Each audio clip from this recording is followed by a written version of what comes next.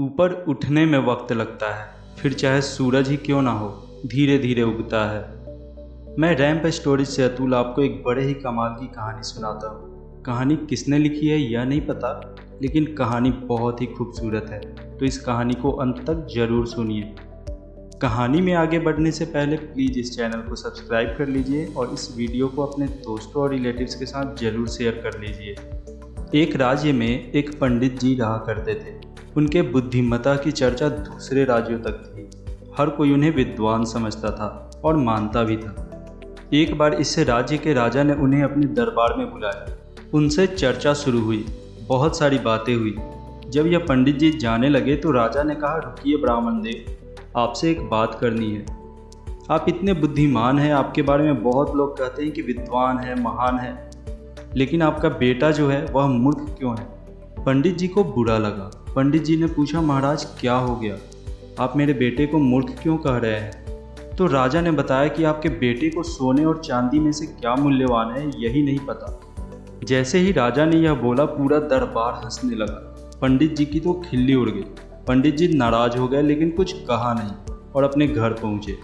घर पहुँचे तो उनका जो बेटा था पिताजी के लिए जल लेकर तैयार था। एक गिलास रखा था, उसने पिताजी को दिया और कहा, जल ग्रहण कीजिए।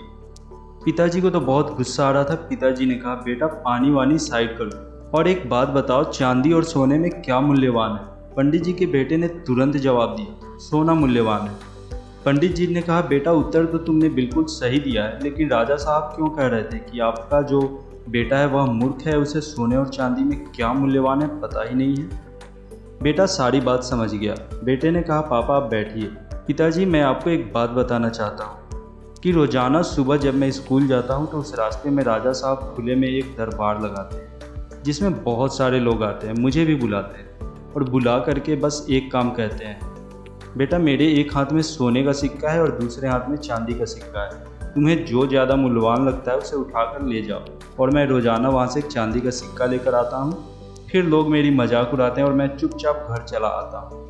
तो पंडित जी ने कहा, बेटा जब तुम्हें मालूम है कि सोने और चांदी में से सोना मूल्यवान है, तो सोने का सिक्का उठा करके घर क्यों नहीं आ जाते? बार बार मेरी फजीहत और तुम खुद की फजीहत क्यों करवा रहे हो इतने लोगों के सामने? बेटा जोर जोर से हंसने लगा और बोला, पिताजी मेरे साथ आइए। पिताजी को अंदर लेकर गया। उसने संदूक निकाली। जब उसने संदूक खोली तो उस संदूक में चांदी के सिक्के भरे हुए थे। पंडित जी यह देखकर अपने बेटे से पूछने लगे, इतना सारा सिक्का कहाँ से आया? बेटा बोला, पिताजी बस यही हो रहा है, हर दूसरे दिन यह खेल होता है, मैं वहाँ जाता हूँ, एक चांदी का सिक्का लेकर आ जाता हूँ, तभी तो आप देखिए पूरा संदूक चांदी के सिक्के से भरा हुआ है। जिस दिन मैंने सोने का सिक्का उठा लिया उस दिन यह खेल बंद हो जाएगा। पंडित जी को तो बात समझ में आ गई, लेकिन उन्हें यह बात पूरी दुनिया को बताना था, तो वह अपने बेटे को लेकर राजा के दरबार में गए और राजा के दरबार में बेटे ने सबको पूरी बात समझाई कि राजा साहब रोजाना चांदी का सिक्का सिर्फ इसलिए उठाता था क्योंकि मुझे बहुत सारे सिक्के मिल गया। जिस दिन मैंने सोने का सिक्का उठा लिया उस दिन आप खेल खत्म कर देंगे। राजा बड़ा खुश हुआ। राजा ने एक सोने की सिक्के से भरी हुई संदूक मंगाई और पंडित जी के बेटे को देते हुए कहा कि असली विद्वान तुम हो। यह छोटी सी कहानी, मज़ेदार कहानी हमें यह सिखाती है कि अपना जो सामर्थ्य है उसका दिखावा ना करें।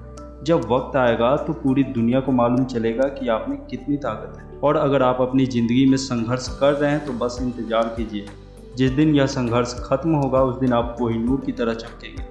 आखिर में मैं अतुल आपसे बस यही कहना चाहता हूँ कि मुस्कान बांटते चलिए, क्योंकि ज्ञान तो सबके पास है। अगर आपको यह स्टोरी अच्छी लगी तो इस वीडियो को अपने दोस्तों और रिलेटिव्स के साथ शेयर कीजिए और साथ ही इस चैनल को सब्सक्राइब करना बिल्कुल ना भूलिए। हम ऐसी ही वीडियोज़ आपके लिए लाते रहते हैं। धन्यवाद।